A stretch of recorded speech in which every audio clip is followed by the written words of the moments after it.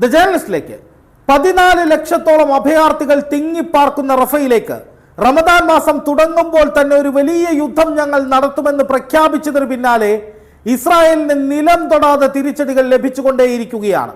Israel അനുകൂലികൾ ദയവായി ക്ഷമിക്കുക, നിങ്ങളുടെ ഇഷ്ടത്തിനനുസരിച്ച് ഭാവനാവിലാസത്തിലൂടെ വാർത്തകൾ എഴുതാൻ എനിക്ക് സാധിക്കില്ല, പറയാൻ സാധിക്കില്ല.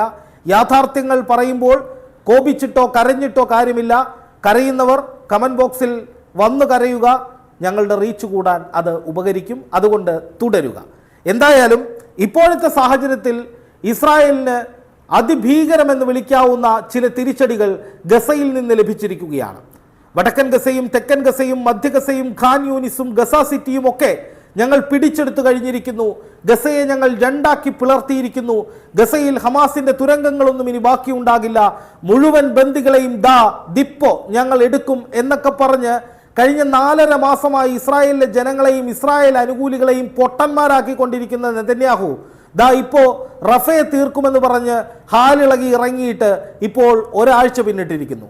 ഇതുവരെ റഫയെ തീർക്കാനോ അല്ലെങ്കിൽ മുഴുവൻ സന്നാഹങ്ങളും ഉപയോഗിച്ച് യുദ്ധം ചെയ്യാനോ കഴിഞ്ഞിട്ടില്ല. കാരണം സൗദിയും അറബ് രാജ്യങ്ങളും ഒക്കെ നടത്തുന്ന ഇടപെടൽ അമേരിക്ക വലിയ സമ്മർദ്ദമായി ഇസ്രായേലിന് മേൽ കൊടുക്കുന്നുണ്ട്. അതുകൊണ്ട് തന്നെ ഞങ്ങൾ തോറ്റിട്ടില്ല, ഞങ്ങൾക്കൊന്നും പേടിയില്ല എന്ന് തെളിയിക്കാൻ നെതന്യാഹുവിൻ്റെ ടീമുകൾ പ്രഖ്യാപിച്ചതാണ് റമദാൻ മാസം തുടങ്ങുമ്പോൾ ഞങ്ങൾ റഫയെ അങ്ങ് തീർത്തു കളയുമെന്ന്. അതിന് കൃത്യമായ മറുപടി നൽകിയത് ഹമാസാണ്. ഇന്നലെ 46 സൈനികർക്ക് മാരകമായി പരിക്കേൽക്കുന്ന വിധത്തിൽ ഒരു വലിയ ആക്രമണം വടക്കൻ തെക്കൻ ഗസകളിൽ ഒരേ സമയം ഹമാസ് ഇസ്രായേലിന് നേരെ നടത്തി. ഇപ്പോൾ മറ്റൊരു പ്രധാനപ്പെട്ട വാർത്ത അൽ മൈദീൻ എന്ന മാധ്യമം പുറത്തുവിട്ടിരിക്കുന്നു.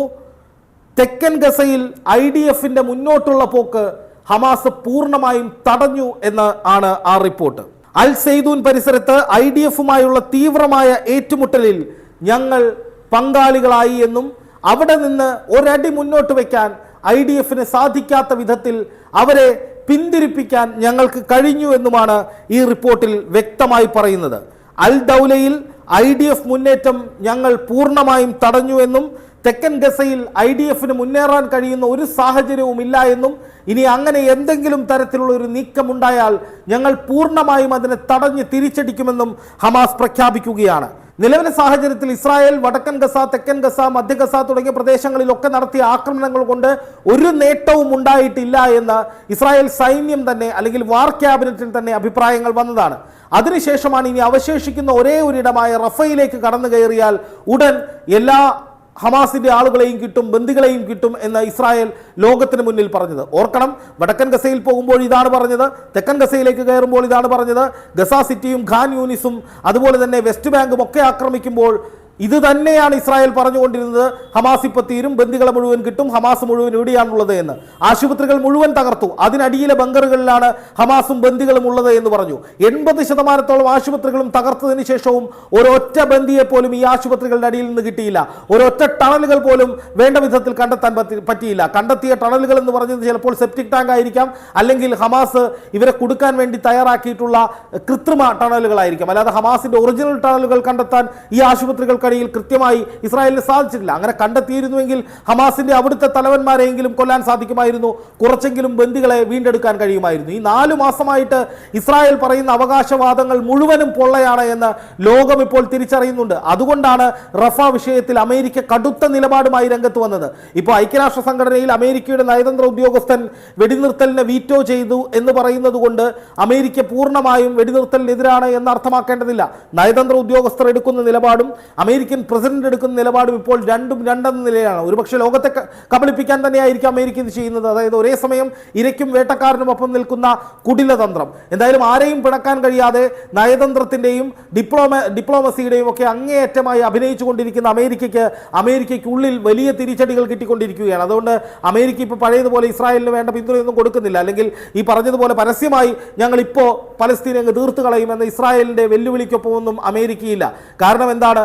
ജോ ബൈഡന്റെ പ്രസിഡന്റ് സ്ഥാനം ഏകദേശം തീരുമാനമായ കാര്യമാണ്. കാരണം ഇനിയൊരു തെരഞ്ഞെടുപ്പുണ്ടായാൽ പ്രസിഡന്റിന് അവിടെ ഇരിക്കാൻ പറ്റില്ല, ജോ ബൈഡൻ പുറത്തു പോകേണ്ടി വരുമെന്ന് ജനങ്ങൾ തെളിയിക്കുകയാണ്. വലിയ പ്രക്ഷോഭമാണ് അമേരിക്കയിൽ നടക്കുന്നത്. അപ്പോൾ അതിനൊപ്പമാണ് ഇസ്രായേൽ റഫേലേക്ക് പോകുന്നുവെന്ന് പ്രഖ്യാപിച്ചത്, മുഴുവൻ സന്നാഹങ്ങളെയും അവിടേക്ക് കൊണ്ടുപോകുമെന്ന് പ്രഖ്യാപിച്ചത്. തൊട്ടു പിന്നാലെ ഇറാന്റെ പിന്തുണയുള്ള ഹിസ്ബുള്ളയുടെ ഭാഗത്തു നിന്ന് ശക്തമായ ആക്രമണങ്ങൾ ഇസ്രായേലിനുള്ളിലേക്ക് ഉണ്ടാകുന്നു. അതുപോലെ തന്നെ ചെങ്കടലിൽ ഹൂത്തികൾ ബ്രിട്ടീഷ് കപ്പൽ പൊട്ടിക്കുന്നു, അമേരിക്കൻ കപ്പൽ പൊട്ടിക്കുന്നു, ഒരു കപ്പൽ മുക്കുന്നു, അതുപോലെ അമേരിക്കയുടെ ഡ്രോണുകൾ തകർത്തു തരിപ്പണമാക്കുന്നു. ഇങ്ങനെയുള്ള വലിയ മുന്നേറ്റങ്ങളുമായിട്ട് ഈ ഇറാന്റെ ഭാഗമായിട്ടുള്ള ഈ സംഘടനകളൊക്കെ മുന്നോട്ട് പോകുമ്പോൾ സത്യം പറഞ്ഞാൽ ഇസ്രായേലിനെ പിന്തുണയ്ക്കുന്നവരൊക്കെ വിജയിക്കാൻ കഴിയാതെ ഇങ്ങനെ നട്ടം തിരിയുന്ന കാഴ്ചയാണ്. ഇപ്പോൾ ഇസ്രായേലിനെ സംബന്ധിച്ച് അവർ കൊന്നു കുറേ പേരെ എന്നത് ഭീരുത്വമാണ്. ഞാൻ എപ്പോഴും പറയുന്നതാണ്, അതൊരു ഭീരുത്വമാണ്, അല്ലാതെ ഹീറോയിസമോ യുദ്ധമോ ഒന്നുമല്ല. പാവങ്ങളുടെ നെഞ്ചത്ത് ബോംബിട്ട് അവരെ കൊല്ലുന്നത് വലിയ ആനക്കാര്യമായി ഇവിടുത്തെ കുറേ ഇസ്രായേൽ അനുകൂലികളായിട്ടുള്ള വിഡ്ഢികൾ കൊണ്ടു നടക്കുന്നുണ്ട്. യുദ്ധം എന്താണെന്നോ അന്താരാഷ്ട്ര മാധ്യമങ്ങളുടെ വാർത്ത എന്താണെന്നോ വായിച്ചു മനസ്സിലാക്കാൻ ശേഷിയില്ലാത്ത ആ വിഡ്ഢിക്കൂട്ടങ്ങൾ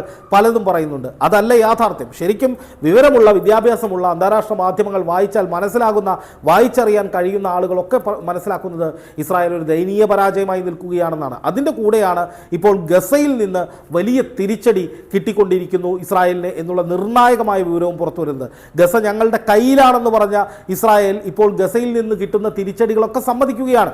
കഴിഞ്ഞ ദിവസം 3 സൈനികർക്ക് നേരെ ആക്രമണമുണ്ടായി, ഒരു സൈനികൻ കൊല്ലപ്പെട്ടു.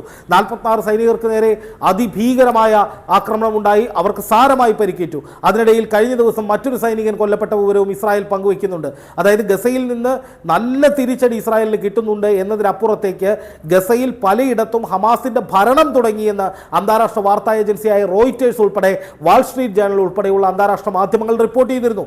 അത് അവിടുത്തെ ഇസ്രായേൽ സൈനികരെ ഉദ്ധരിച്ചുകൊണ്ടാണ്, അല്ലെങ്കിൽ അവിടുത്തെ ഇസ്രായേൽ കമാൻഡർമാർ നൽകുന്ന വിവരങ്ങൾ അനുസരിച്ചാണ് അന്താരാഷ്ട്ര മാധ്യമങ്ങൾ ഇത് റിപ്പോർട്ട് ചെയ്യുന്നത്. അതായത് ഹമാസ് ഒരു വശത്ത് കരുത്താർജിച്ചു കൊണ്ടിരിക്കുന്നു എന്നുള്ളതൊരു യാഥാർത്ഥ്യമാണ്. കഴിഞ്ഞ ദിവസം ഇസ്രായേലിൻ്റെ IDF-ന്റെ ഭാഗത്തു നിന്നുണ്ടായ ഒരു പ്രതികരണം എന്ന് പറയുന്നത് 31,000-ഓളം എയർ സ്ട്രൈക്കുകൾ വെസ്റ്റ് ബാങ്കിലും അതുപോലെ തന്നെ ഈ പറയുന്ന ഗസയിലും ലെബനനുമായിട്ട് ഞങ്ങൾ നടത്തി, 12,000-ഓളം ഹമാസിൻ്റെ ആളുകളെ ഞങ്ങൾ കൊന്നു എന്ന് പറയുന്നുണ്ട്. പക്ഷേ അതിന് മറുപടിയായി ഹമാസ് പറഞ്ഞത് 6,000-ലധികം ഇസ്രായേൽ സൈനികരെയും ഞങ്ങൾ കൊന്നിട്ടുണ്ട്, ഇപ്പോഴും ഞങ്ങൾ ആക്രമണം തുടരുകയാണ്. ഇസ്രായേൽ വിജയിച്ചു എന്ന് നിങ്ങൾ അവകാശപ്പെടുകയാണെങ്കിൽ എന്തുകൊണ്ടാണ് ഈ പറയുന്നത് പോലെ ഇവിടെ, അതായത് ഈ ഗസയിലും മറ്റിടങ്ങളിലുമൊക്കെ ഇസ്രായേലിന് തിരിച്ചടി കിട്ടുന്നത്? കാരണം ഇസ്രായേൽ വിജയിച്ചു, ഹമാസ് തീർന്നുവെങ്കിൽ പിന്നെ ഹമാസിന്റെ ഭാഗത്തുനിന്ന് ഒരു ആക്രമണം ഉണ്ടാകേണ്ടതില്ലല്ലോ, ഉണ്ടാകാൻ പാടില്ലല്ലോ. പക്ഷേ ഇപ്പോൾ ഓരോ ദിവസവും അന്താരാഷ്ട്ര മാധ്യമങ്ങൾ റിപ്പോർട്ട് ചെയ്യുന്നത് ഹമാസിന്റെ പ്രഖ്യാപനങ്ങളാണ്, അവകാശവാദങ്ങളാണ്. അവരതിന് വീഡിയോകൾ പുറത്തുവിടുന്നു, അതിന്റെ സ്റ്റേറ്റ്മെന്റ് പുറത്തുവിടുന്നു, എവിടെ, എങ്ങനെ, എപ്പോൾ, ഏത് രീതിയിൽ ആക്രമണം നടന്നു എന്നതിന് കൃത്യമായ കണക്കുകൾ തെളിവ് സഹിതം പുറത്തുവിടുന്നു. ഇസ്രായേൽ സൈന്യത്തിന് നിഷേധിക്കാൻ കഴിയുന്നില്ല. അതാണ് ഏറ്റവും പ്രധാനപ്പെട്ട കാര്യം.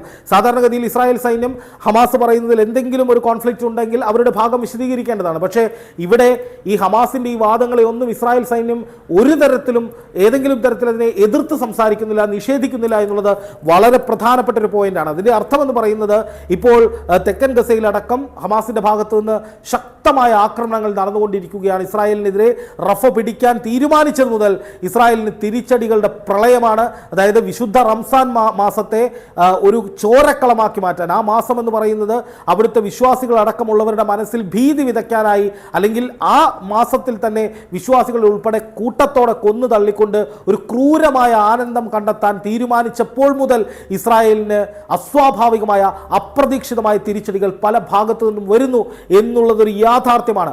ഇസ്രായേലിനുള്ളിൽ തന്നെ സമരങ്ങൾ ശക്തമാവുകയാണ്.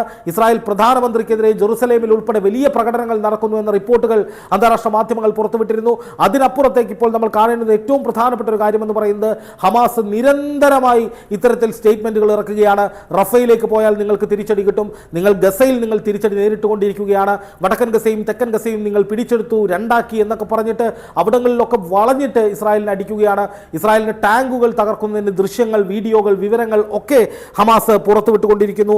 അതുപോലെ തന്നെ ഇസ്രായേലി സൈന്യം ഗസയെ വളഞ്ഞിരിക്കുകയാണ് എന്ന് പറയുമ്പോൾ തന്നെയും ഈ ആക്രമണങ്ങൾ ഇസ്രായേൽ നേരിടുന്നു എന്നുള്ളത് വളരെ പ്രധാനപ്പെട്ട ഒരു കാര്യമാണ്. പലസ്തീനികളുടെ വാക്കുകൾ ഉദ്ധരിച്ചുകൊണ്ട് ചില മാധ്യമങ്ങൾ കൊടുത്തിരിക്കുന്ന റിപ്പോർട്ടുകളിൽ പറയുന്നത് സിവിലിയന്മാരുടെയും വീടുകളും കൃഷിയിടങ്ങളും ഒക്കെ നശിപ്പിക്കാൻ ഇപ്പോൾ ഇസ്രായേൽ ശ്രമിച്ചുകൊണ്ടിരിക്കുകയാണ്. പക്ഷേ ആ ശ്രമങ്ങളെ ഒക്കെ അതിജീവിക്കുന്ന വിധത്തിൽ ഹമാസ് ഈ സിവിലിയൻസിന് പ്രൊട്ടക്ഷൻ കൊടുക്കുന്ന രീതിയിലേക്ക് അവിടെ പലയിടത്തും വരുന്നു. വടക്കൻ ഗസയിലും തെക്കൻ ഗസയിലും 46 സൈനികരേക്ക് ഒറ്റയടിക്ക് തുരത്തുന്ന വിധത്തിൽ, അല്ലെങ്കിൽ ആക്രമിച്ച് പരിക്കേൽപ്പിക്കുന്ന വിധത്തിലേക്ക് ഇസ്രായേൽ സൈന്യം പോകുന്നു. ഇതൊക്കെ കാണിക്കുന്നത് 46ഓളം ഇസ്രായേൽ സൈനിക സൈനികരെ ആക്രമിക്കുന്ന വിധത്തിലേക്ക് ഹമാസ് മാറുന്നു. അപ്പോൾ ഹമാസ് ഒരു വശത്ത് ആളുകൾ മരിക്കുന്നു എന്ന് ഇസ്രായേൽ പറയുമ്പോഴും മറുവശത്ത് ഈ പലസ്തീനികളൊക്കെ ഹമാസിനൊപ്പം ചേർന്നുകൊണ്ട് ഹമാസിൻ്റെ നെറ്റ്വർക്കും കരുത്തും വർദ്ധിക്കുന്നതായിട്ടാണ് എനിക്ക് തോന്നുന്നത്. എന്തായാലും ഹമാസിനെ തീർക്കാൻ കഴിയാത്ത ഒരു ശക്തിയായി അത് അവിടെ നിലനിൽക്കുന്നു.